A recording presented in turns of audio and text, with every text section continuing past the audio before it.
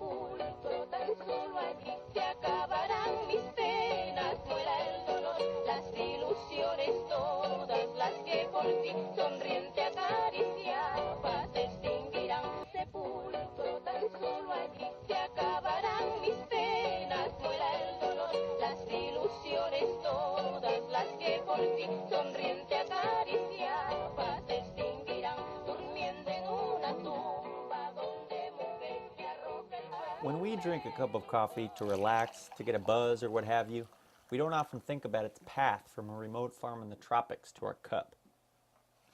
The details of this journey are unknown. Who grew the beans? Whose hands did they pass through to get to the supermarket or coffee shop?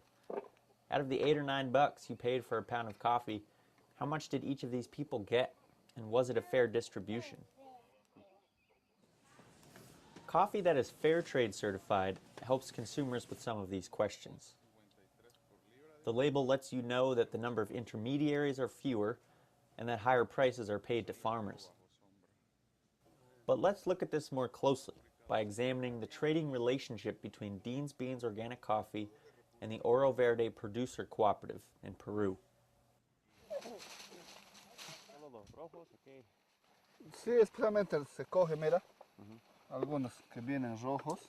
We start with Ronald. Ronald and his family will pick coffee on their plot of land high in the Andean foothills of northern Peru. They will process it here as much as they can and then carry it by mule down a steep and muddy path 2 hours to the nearest village. Ronald's family is a member of a cooperative called Oro Verde. The co-op is farmer-owned and provides its members with bargaining power, economies of scale, technical trainings, and other benefits. They will gather Ronald's coffee, finish processing it, and ready it for exportation. An exporter will then ship the coffee to roasters around the world, including Dean's Beans. Dean will roast the coffee, package it, and ship it out to grocery stores and coffee shops in the region. So when you buy Dean's Beans, this is how the coffee got from farmers to you. The conventional way of trading differs, in that there are far more intermediaries that get a piece of the pie. Farmers sell to local brokers, coyotes as they're called, who often dictate arbitrarily low prices to farmers who have no other option but to sell. The coyotes then sell to a processor, who then sells to a series of brokers, exporters, and importers until the beans reach the roaster. Each extra step in the chain of conventional trading means less money trickling down to farmers. So what do Ronald and his family get paid for their hard work? With conventional trading, it's nearly impossible to find out because the link between consumers and producers is so much longer and more complex.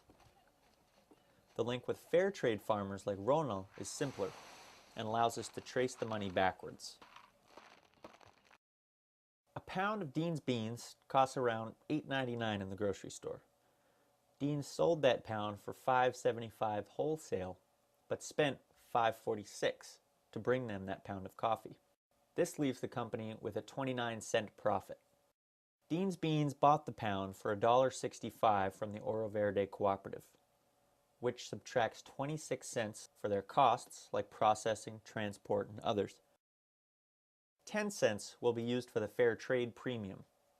This part of the fair trade relationship goes beyond the dollars and cents of the coffee trade and tries to improve the livelihoods of farming communities. The premium is to be used directly by Ronald and his community members for social projects. After these subtractions, Ronald is paid $1.29 per pound. Under conventional trading, Ronald would receive far less, and the price would shift every harvest, contributing to his economic insecurity. Fair trade is a great step towards creating trade justice. It gives farmers like Ronald more economic security by guaranteeing a minimum price and by cutting out intermediaries who take a piece of the pie. Fair trade also contributes to the social development of farming communities. While conventional trading creates a system where farmers are trapped in poverty, fair trade creates one where farmers have the possibility to improve the livelihoods of their families and of their communities.